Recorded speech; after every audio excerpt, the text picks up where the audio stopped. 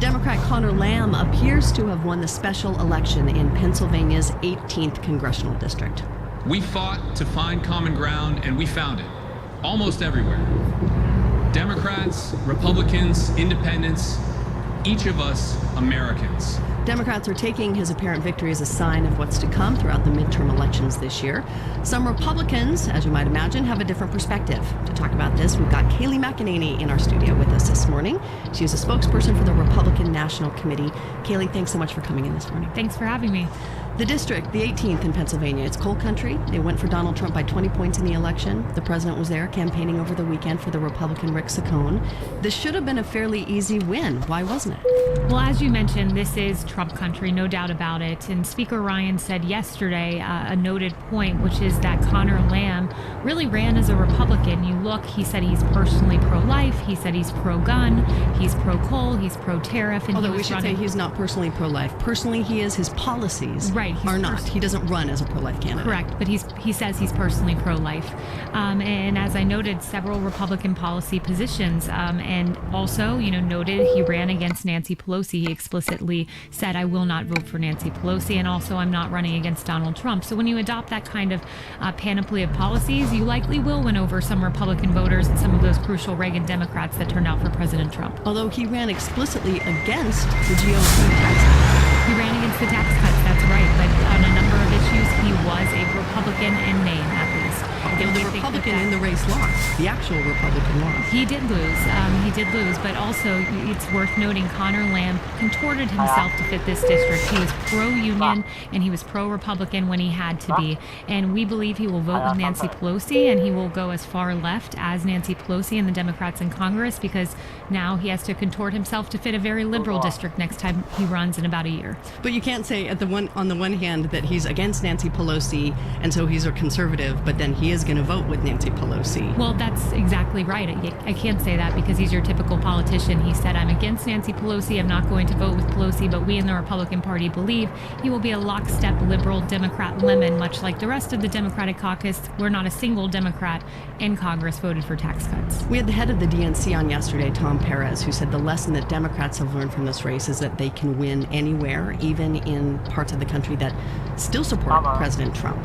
What lesson did the GOP learn out of this race? Well, first, I want to note we dispute that. And the reason we dispute Mr. Perez's statement is because unlike this primary where Connor Lamb was handpicked by committeemen, and the rest of the Democratic primaries, for the most part, Democrats will have to run against one another, and the people will choose. And you will have groups like Our Revolution, Democracy for America, running against the DCCC, who's handpicking candidates in the race. So you have the establishment Hillary wing of the party versus the Bernie Sanders wing. And we believe that the Democrats are going to destroy one another from within. Although the Republicans are the ones right now who have a major fissure. It's been well documented over the past year. The so-called establishment wing of the Republican Party has had a real time with the executive branch led by President Donald Trump. Well, we believe that's relegated to a very select few in Congress, not the party as a whole. When you look at public polling, it suggests that Republican voters stand behind this president. So a few elected officials don't represent our party, the president does. The president endorsed a lot of Republicans who've not done so well in recent races. Ed Gillespie in Virginia lost the governor's race. He endorsed Luther Strange in Alabama in a primary that he lost. Then he endorsed Roy Moore in that same race. He lost to the Democrat Doug Jones. And now we've got the loss in Pennsylvania. Why can't the president, who is the master of the deal, seal these deals? Well, when you look at Ed Gillespie, for instance, President Trump was not welcome to Virginia. We believe that could have made a difference. You look at this last race, and last week, Connor Lamb was 6 points ahead of Rick Saccone. President Trump came in on Saturday, and now you have Rick Saccone losing by a few hundred votes. So we think President Trump's our closer. He will make a big difference in these races. The Roy Moore situation obviously was aberrational and had some extenuating circumstances there. But we think the president makes a big difference and will make a big difference in the midterms. Do you think that, though, that there are some midterm contests where putting some distance between the president and the Republican candidate could help? No, we don't. Chairwoman McDaniel's been explicit. We want President Trump in every race. We want him to be welcome to every single state, and we think that he makes the difference and will make the difference for us in the midterms. You've said a couple times that Republicans have lost this race in Pennsylvania. Do you think Rick Saccone should concede? Well, it's up to Mr. Saccone to concede or not, and likewise, there are also some crazy rules on the ground for if there's a recount, you have to have 3 voters in each precinct. So it's really up to voters at this point, and it's up to the district if there's a recount. We're not wading into that. Kaylee McEnany is the spokesperson for the RNC, the Republican National Committee, joining us in our studios here in Washington. We appreciate it, Kaylee. Thank you. Larry Kudlow is a TV guy. He's an on-air contributor to CNBC. He has informally advised President Trump on economic issues for a while as well, and now it is official. Kudlow has been named White House Senior Economic Advisor. He's replacing Gary Cohn, who stepped down last week after the president's decision to impose tariffs on steel and aluminum. Cohn opposed those tariffs, but so does Larry Kudlow. So why does he want this job, and what will he bring? Let's ask someone who knows him well. It's the Heritage Foundation's Stephen Moore, who's also advised the president and is also not the biggest fan of the president's new tariffs. Stephen Moore, welcome back to the program. Hi, David. So a few things we know about Kudlow. He has been on television. He has served in government. He was in the Reagan administration, though he doesn't have a degree in economics. He used to be a Democrat. Is that right? Tell me why he's the right person for this job. What's he bring? Well, Larry is, for conservatives, it's almost like we got, the NBA version of LeBron James here. Wow, that's a big statement. He's a great communicator. He's, as you mentioned, he had a economic financial TV show on CNBC for 10 or 15 years. But in addition to that, he had a big impact in helping pass Ronald Reagan's 1981 tax cut. More importantly, he played a really big central role on the tax cut that just passed. I don't think it would have happened without Larry Kudlow. He and I worked together side by side in putting the plan together for Donald Trump during the campaign, and then Larry played a very big role in getting it over the goal line this past December. So Larry is beloved by conservatives. As much as he and the president agree on tax policy, though, they seem to be that far apart on trade policy and tariffs. So how is this relationship going to work, especially right now when tariffs are so central to what the president's doing? So, first of all, I wish I had a dime for every time I've been asked this question in the last 24 hours because, first of all, let me put it very simply. Donald Trump and Larry Kudlow on economics probably agree 90 to 95% of the time. That's a pretty high percentage. Now, is it true that Larry is much more of a free trade guy than Donald Trump? Absolutely it is. And we'll disagree on that. And remember, David, a week or two ago, Donald Trump said, "I'd like to have different views expressed at the table," and that's a good thing. That's a healthy thing for a president. You just don't want a bunch of yes men. Larry will make his case about the virtues of free trade. I talked to Larry yesterday. He is very much in favor of getting very tough, David, with China, and I think that's where the tariff and trade debate is going. I think even if it means stringent new tariffs on China, because the president is, it sounds like, there are reports that the president might impose new tariffs. You're saying Kudlow would be behind that, even though he's all about free trade. Well, I think what Larry would say, I can't speak for him, but I think what he would say is that China is a bad actor. David, a report came out about a week or two ago that finds that China is stealing about $500 billion of our patents and copyrights and technology, computer software, music. So many of the things that we produce, China just steals them from us. Now, I would make the case, David, I think Larry Kudlow would too, that when you have countries stealing from you, that's not free trade, right? And I don't personally have a problem, and I don't think Larry Kudlow would of slapping China with a very stiff tariff unless they start playing by the rules, and they're simply not right now. Can I ask you about the relationship inside a White House? Kudlow very prominently criticized Donald Trump, even though, he endorsed him in the campaign. He was so angry over the Access Hollywood tape when it emerged, with the president caught bragging about kissing and grabbing women. Once you do something like that, how does a relationship then deepen and develop when it's an important one like this inside a White House? I think everybody was angry over that tape, David, and so I think Larry's reaction wasn't much different from most Americans. But I've been around Larry Kudlow and Donald Trump, for the last couple of years, and they have a really close relationship. They like each other a lot. Sometimes they do spar like brothers, over some issues. But I think what Larry is going to do, David, I think his primary function for Donald Trump is really sell the economic message. I was just listening to a report about that Pennsylvania race. Yeah, and here we have this tax cut, which was been, if you look at it objectively, a phenomenal success. I mean, we have got 5 million Americans who've gotten bonuses and pay raises. We've seen huge amounts of, investment in the United States. Larry Kudlow's going to have to go out there for Donald Trump and help sell that success to the American people. And he's good. He's a great communicator. Okay, economist Stephen Moore of the Heritage Foundation talking to us about President Trump's new economic advisor, Larry Kudlow. Thanks so much, Stephen Moore. Thanks. Have a great day. This is NPR News.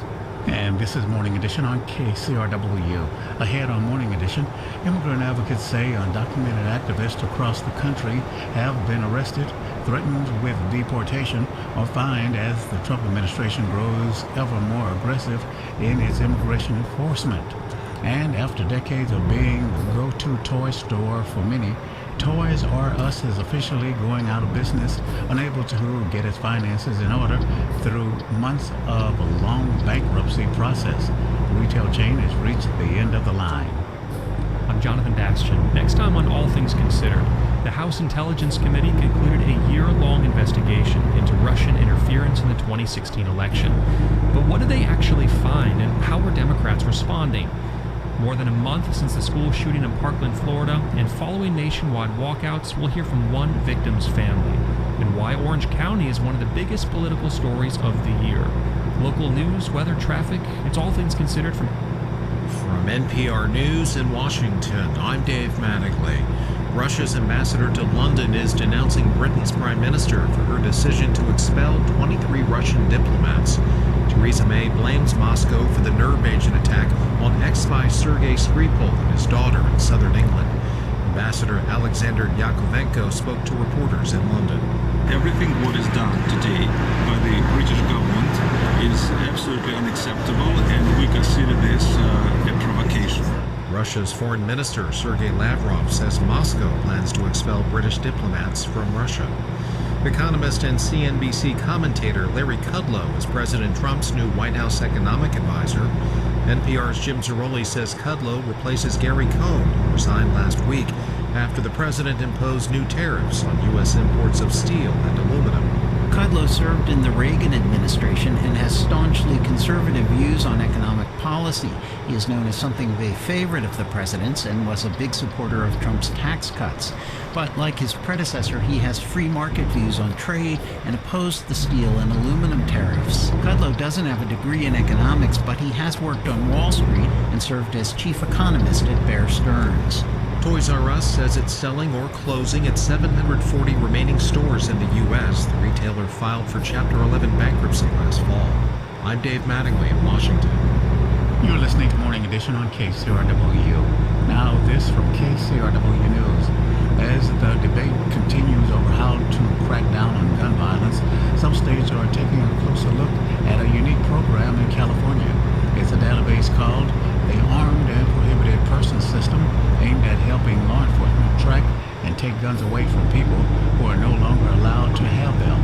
That system has helped the state Justice Department seize dozens of weapons in less than 2 weeks, as KCRW's Jerry Glazer reports. Under California law, people are banned from owning guns if they've been convicted of a felony or a violent misdemeanor, are under a restraining order, or are suffering from mental illness.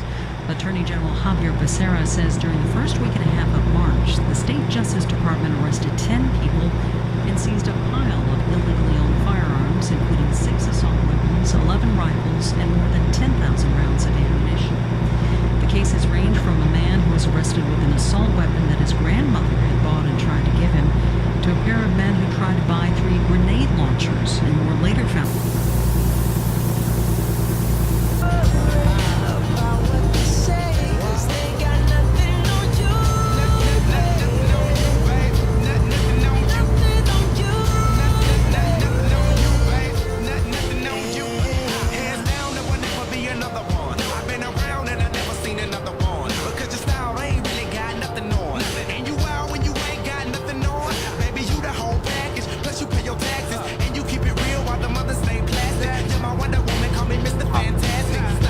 Now think about it. It's a London, I've been to Paris, everywhere there in Tokyo, back home down in Georgia, to New Orleans, but you always stay show. And just like that, girl, you got it froze.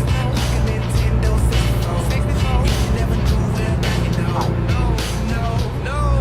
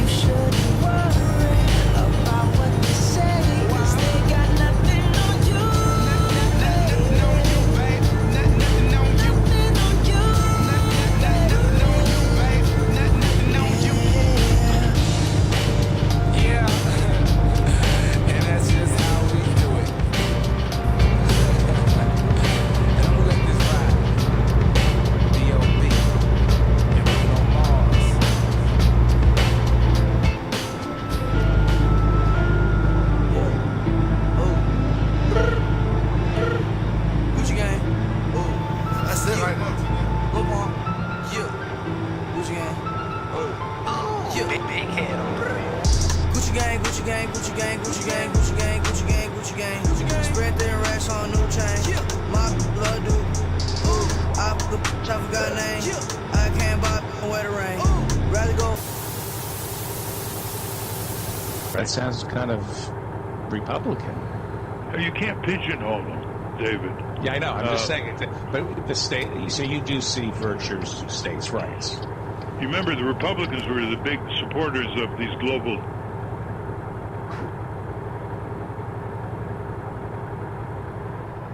trade agreements with penalties, subordinating local, state, and national governments all over the world to the imperatives of commercial trade and the tribunals that decide conflicts in Geneva, Switzerland, which are all secret.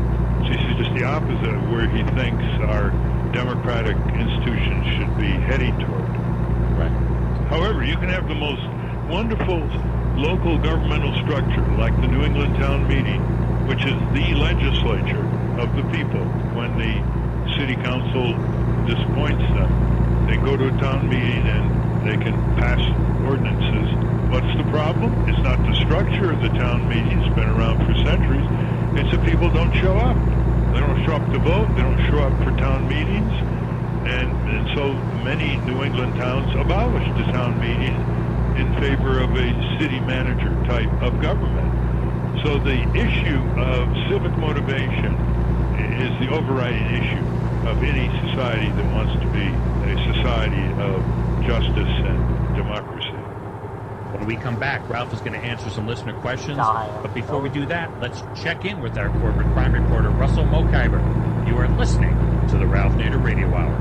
From the National Press Building in Washington, D.C., this is your Corporate Crime Reporter Morning Minute for Friday, March 9, 2018. I'm Russell Mokhiber. The pipeline industry is ramping up its campaign against activists. In Iowa, legislation backed by Energy Transfer Partners, the company behind the Dakota Access Pipeline, would criminalize peaceful protests. Former Iowa lawmaker Ed Fallon argues that multiple acts of arson and vandalism against the pipeline in 2016 and 2017 provided the ostensible justification for the legislation, giving Energy Transfer Partners the cover it needed to push for a bill that has nothing to do with sabotage and everything to do with silencing nonviolent dissent. Under Iowa law, arson and vandalism are already serious crimes, Fallon says. Fallon says that the so-called critical infrastructure sabotage legislation could potentially apply a 25-year sentence plus a fine of up to $100,000 to completely peaceful and nonviolent protesters who cause a substantial interruption or impairment of service. For the Corporate Crime Reporter, I'm Russell Mokhiber.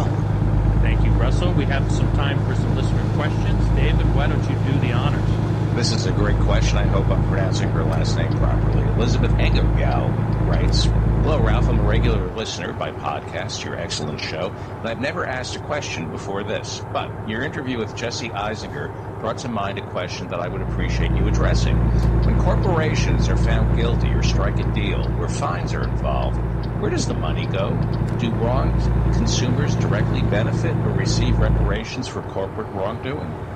It depends entirely on the negotiated deal. Certainly the fines go to the U.S. government, but sometimes the government said, well, we're not only going to fine you for your corporate criminality, pharmaceutical company or oil company, but we're also going to assess you a certain amount of money that will be sent back to the defrauded consumers. And that's why there has to be watchdogs over the Justice Department, because they negotiate these deals in secret. But if we can put some sunlight on them before they cut the deal with these companies, we can get more money to come back to the defrauded consumers. Now, some deals are almost entirely returned to the defrauded consumers. So it all depends on the nature of the negotiation and, I might say, the nature of the crime. Sometimes it's very clear how much these companies stole from consumers in dollars and cents. Other times it's not that clear because, say, they damaged the consumer or took away some of their rights under fine print contracts. Well, thank you for your question, Elizabeth. Okay, here's a more personal question. This is from listener Joe Scardino. And he says, Wells Fargo is attempting to foreclose on my house after perpetrating fraud, and I have evidence proving same. Very simple case, but there are no attorneys brave enough to be seen advising a plaintiff taking on a major corporation. I believe I have them beaten, all things being equal. They do not play by the rules, though, and make them up as they go. I write not because I need or want something from you. I just want someone with a voice to know what happened in case they really do get me. And he goes on to say he was a fan of yours, and that your safety device in a mandatory seatbelt saved his wife's life 20 years ago.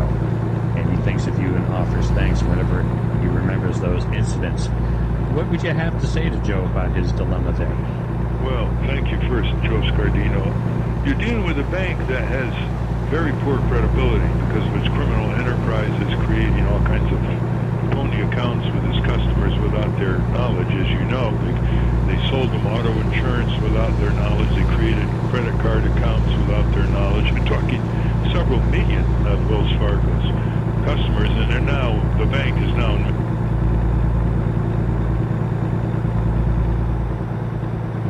meshed in all kinds of law enforcement entanglements. So I don't know the details of your case, but what you should do is try to interest the local press, try to call your members of Congress or your state attorney general, which has a complaint line usually for consumers. And if you really got a good case, you should be able to get a lawyer. Go to a law school and ask for the contracts professor. And they have a professor teaching contracts law, and maybe they can give you a lead as well. As I say, since I know very little about your case or even where you're coming from geographically, those are some of the recommendations. And they'll use a sheriff to throw him out of his house when they foreclose. They will if it's at that stage, but as I say, we don't have much detail here. This comes from Betty Banks. Ralph, an article recently about the millions of dollars Scott Pruitt has spent of the people's money on airfare. What are the legal steps the Attorney General can take, or what are the legal routes we can take since he is a civil servant? Yeah, right. That's there. Yeah, right, not right. Thanks. Well, he's really a political appointee. He's not part of the civil service system. He's appointed by President Trump and confirmed by the Senate. If he violated departmental rules in EPA, that is, that he was not allowed to fly first class, he'd have to return the difference between first class and coach. That's one. Second, his misdeeds are far more serious. He is deliberately unleashing more corporate pollution into your lungs, into your water, into your air, into your food by revoking life-saving EPA standards, suspending them, not descending the federal cop on the corporate environmental crime beat, weakening enforcement.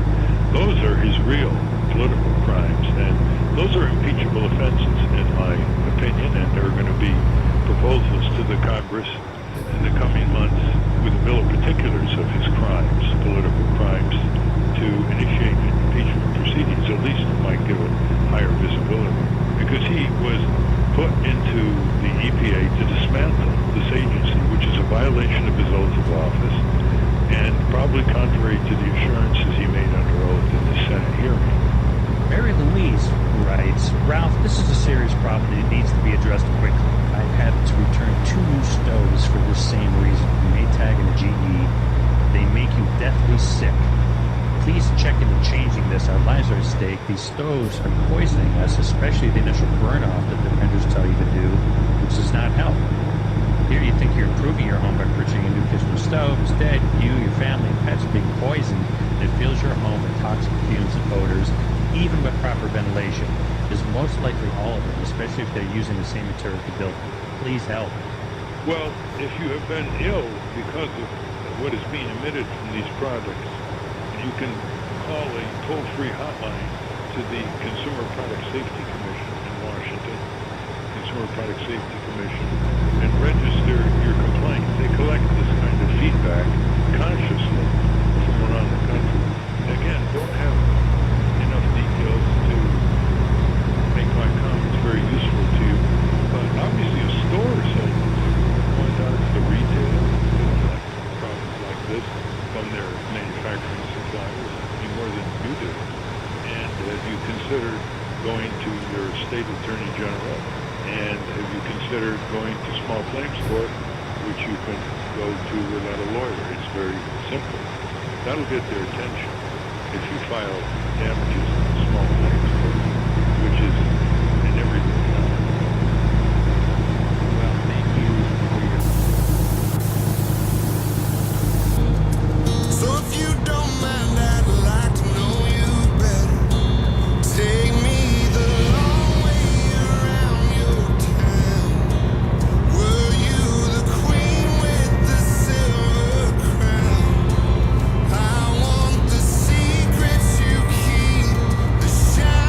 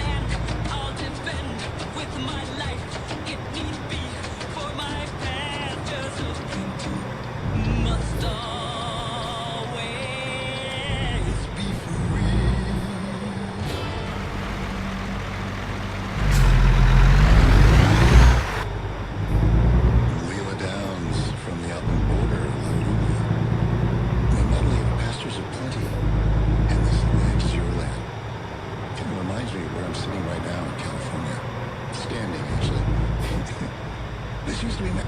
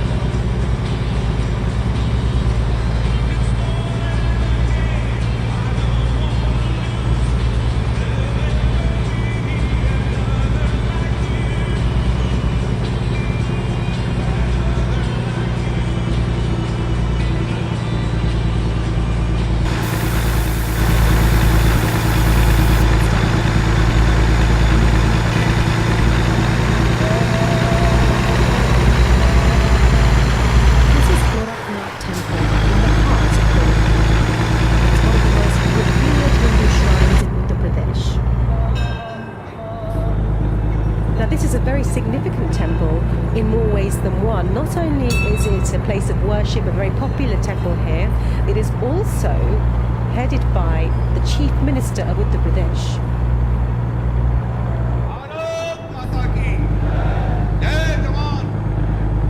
Adored by his loyal followers, Yogi Adityanath, the saffron robed head priest, has emerged as one to watch within India's ruling BJP party. Some even think he might, one day, succeed Narendra Modi as Prime Minister. But BRD Hospital has become something of an embarrassment to Yogi Adityanath, and now it's even an electoral liability. Manoj Singh believes the Chief Minister is profoundly unhappy about the hospital's recent notoriety. Chief Minister, this is the Chief Minister's own backyard, Gorakhpur. The state government's been defamed and criticised as a result of the BRD story, so they've cracked down. They've been upset at the media reporting, so people are afraid. And this fear has intensified and spread way beyond the hospital to the city. Doctors, officials, journalists and politicians, they don't want to say much because if they do speak, they risk making the government angry, especially the Chief Minister. According to Manoj then, people are frightened to talk. We tried to get a response from Yogi Adityanath. After corresponding with his office on numerous occasions over several months, we ended up meeting his principal secretary, who said no interview request was ever received. He suggested we talk to the health secretary for an interview instead, but he also said no, insisting all questions must be given to the state government in advance. It really seems as though when it comes to BRD Hospital, no government official is willing to put their neck on the line. As far as my knowledge goes, there was no disruption of the oxygen supply on that day. Certainly, the man who showed me around BRD earlier, Dr. Saxena, was adamant there's little to discuss about the 10th of August. The oxygen pressure from the liquid oxygen cylinder was low, so it was switched over to emergency oxygen. And we got more cylinders and the supply was continuous. But you're a doctor who's been at this hospital for a very long time. Was that a normal night at the hospital? There was a lot of media, a lot of chaos. Things were going on here and there. I don't know what happened. But as our interview continued, his restless body language suggested just how uneasy he is with the subject. Why weren't any post-mortems or autopsies carried out on the children? Patient attendant has to give the consent. Without consent, you cannot do autopsy. Were they asked? As far as I know. And since the events of that night, how has it impacted your hospital? A bad reputation, which we are trying to make up. Pushpa Healthcare. Another day, another wild goose chase. This time to Lucknow, the state capital. Somewhere here is the family of the man who wrote those letters, warning BRD was in arrears to his company, Pushpa Sales. But mention oxygen, and doors shut in your face. Oxygen से related कोई भी part नहीं है। And they seem to be pushing us away. It took a long time and a lot of searching. No one wanted to tell us where Pushpa Sales now has its office. But finally, a kind old security guard gave me some details. Thank you. And so eventually, we came face to face with the father of Manish Bandhari, author of the letters to BRD. Following the outcry after August the 10th, Manish too has been arrested and remains in custody. The family have not been speaking to the media until now. Very difficult for the family to see him in jail. He miss our family very badly.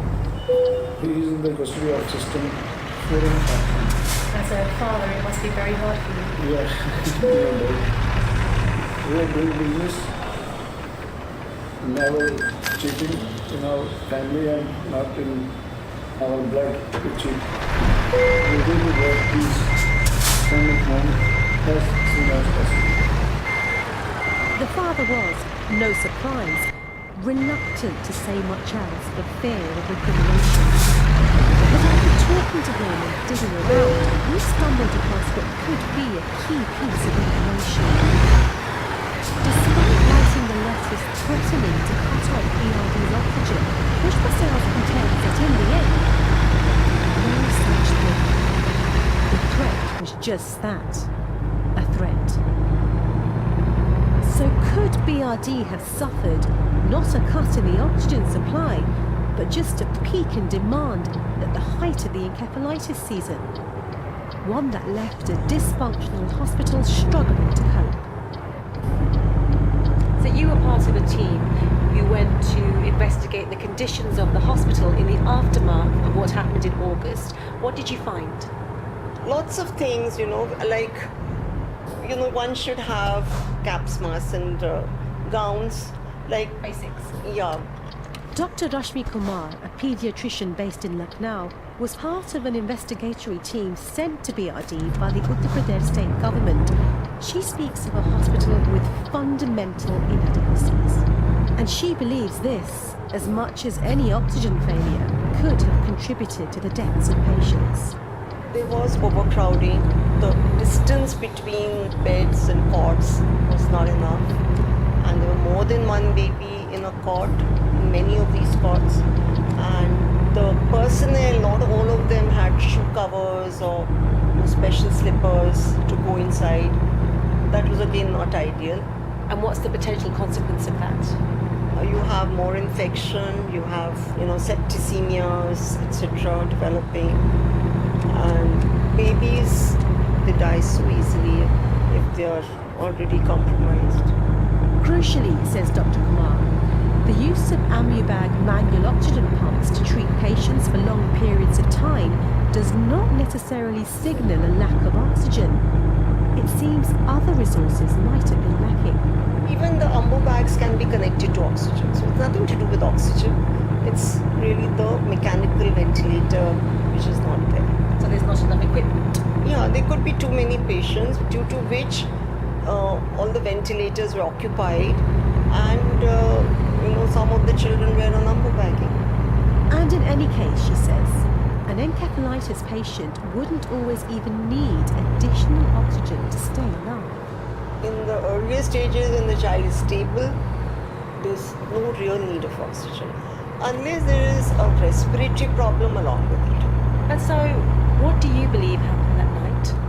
Well, I think the oxygen did run out, but to attribute all the deaths to just the oxygen running out is not the conclusion that a doctor would draw.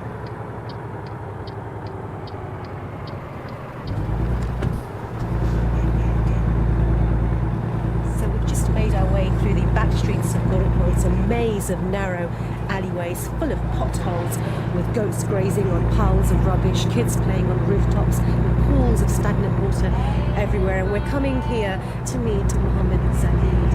His daughter Khushi was one of the victims on the night of August the 10th.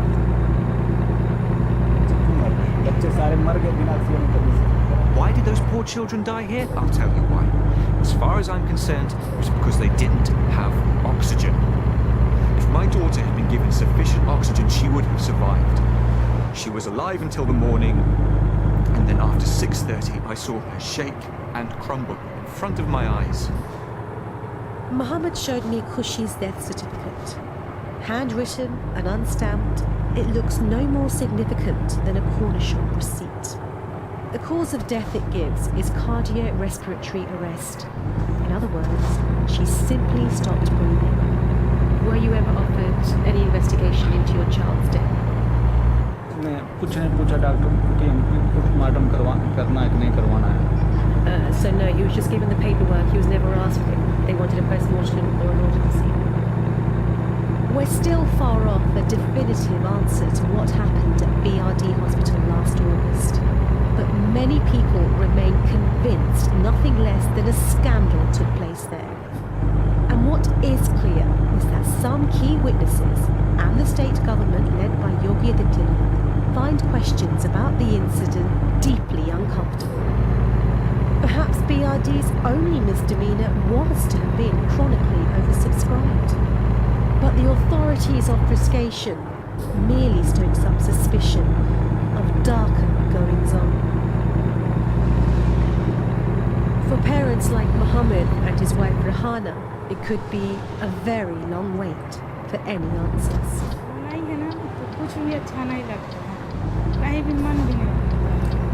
She feels incredibly lonely.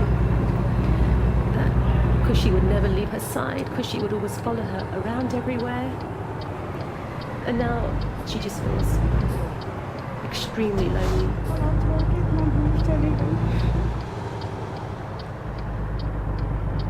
That's all from this edition of Assignment and me, Krupa Bhati. The producer was Mike Gallagher. To hear more stories, go to bbcworldservice.com/assignment. From Arizona Public Radio in Flagstaff, I'm meteorologist Lee Bourne. We have a pretty weak storm system moving in Arizona today, but just strong enough to get widespread rain and snow showers getting going throughout the day today. Snow levels down to 5,500 feet, spreading across the region throughout the mid-morning into the early afternoon hours. Expecting 1 to 3 inches of snow accumulation through the day, down to 5,500 feet in elevation. A break Friday and another storm Saturday. You're listening to the BBC World Service on Arizona Public Radio, KNAU, APUB 91.7 Flagstaff, KNAP 91.7 Gage, KNHE 90.3 Grand Canyon, and KNAQ 89.3 Preston.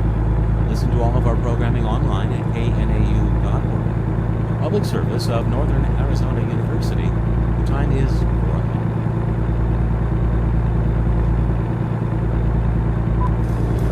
Good morning. The U.S. ambassador to the UN is blasting Russia for a nerve agent attack on British soil. She's calling for an immediate, concrete response. We'll hear more coming up on Morning Edition from NPR News.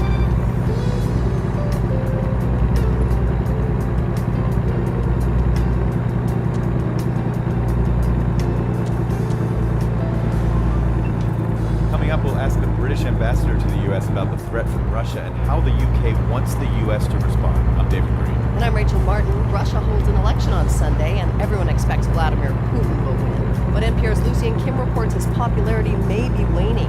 Ahead of U.S. midterm elections, NPR's Don Gagne is on the ground in Missouri, where incumbent Democrat Claire McCaskill may face an uphill battle. And Planet Money takes us back in time to the Smoot-Hawley tariffs and the shortcuts foreign countries use to get around them. It's Thursday, March 15th. Musician will.i.am turns 43 years old today. News is next. Live from NPR News in Washington, I'm Corba Coleman. The Senate has voted 67-31 to roll back some banking regulations that were enacted as part of the Dodd-Frank Wall Street reforms. NPR's Kelsey Snow reports the bill has the support of banking lobbyists and some regulators. The bill has bipartisan support from senators who say easing restrictions on small banks will help small businesses and the communities they serve. The bill would allow banks with assets under $250 billion to avoid some annual stress tests. But opponents say rolling back regulations could open the door for another financial crisis. NPR's Kelsey Snell.